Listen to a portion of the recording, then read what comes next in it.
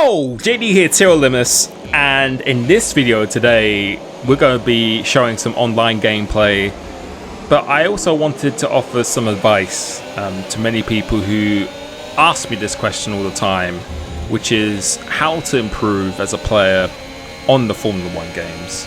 And in this video I'm not really going to be discussing technical things in terms of exact driving styles or setups or anything at all.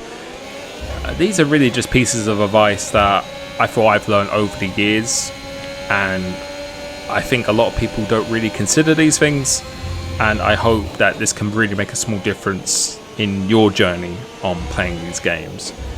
The number one thing I will always say is that you really have to find what works for you as a player, and that goes for everything. That goes for your camera settings, that goes for your car setups, calibration of the wheel, the input device you're using. You know, it's good to use other people to try them out, for sure, but just because it works for them doesn't mean it's going to work for you. I know so many esport drivers who use 120% force feedback and others who use about 30. It's all about what suits your needs, your driving style. So when you do these settings, really I would urge you to take a lot of time to find what is most consistent for you and what is the most natural feeling for you. For me, driving the wheel, it has to be difficult to drive one hand for a lap. I have to feel the bumps, I have to feel the weight shift between the corners, and I won't stop until I find that as well. So always try and find what works for you. The number two thing, and you're about to see it right here now, is that this was on, I think this was day one of the game online, but these things will still happen, is that you have to make mistakes. And now, of course people will make mistakes, but it's important to make these mistakes and persist with them and continue. Like I didn't leave the lobby here, I've decided to keep going because these need to be lessons for me to realize what I need to change going forward. So for example, going to that corner, I know that I went a little bit too hot there. I know in future that I can't quite go flat out almost during a race. And this goes for strategic decisions when you're in league racing or anything at all. If you didn't go for an undercut and you lost positions and vice versa, those kind of things you really do need to allow yourself to experience, because if you just quit after every mistake you do or something bad happens to you, you just never learn in the future. So if you're going for an overtaking move and it doesn't quite come off, then you know for next time that it's just not quite working that corner. And I know it sounds very silly, but I think you have to embrace these mistakes is the word I'm looking for. And instead of getting frustrated, you have to allow yourself to say to yourself that it's okay to make, but to make sure you're just continuously learning from it.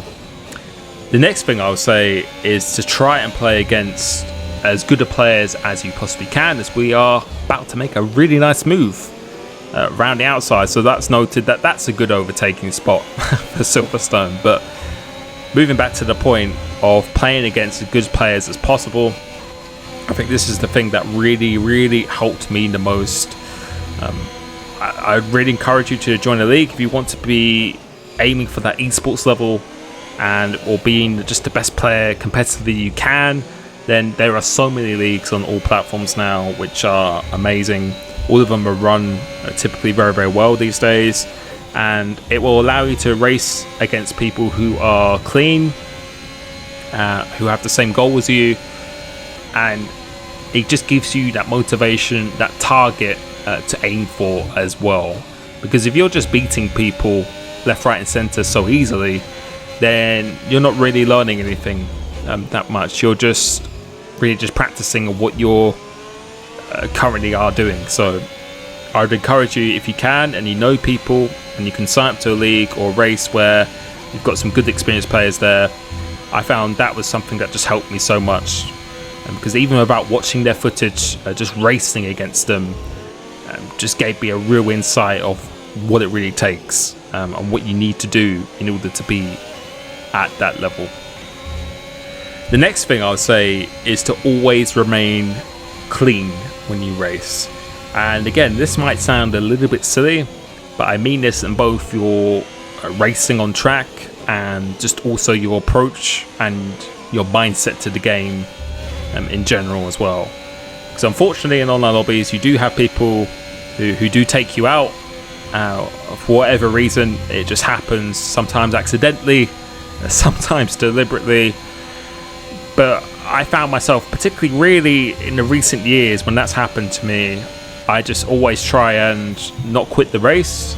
And even if I go back to last by 10 seconds, I find that if I can come back and then get a good result, or no, I surprise myself on how well I can recover from it, that it really just gives me that more confidence, and it really just gives me a much calmer demeanor when I race. And when you're calmer, for me at least, I'm just so much more relaxed, and I just get so much more out of myself.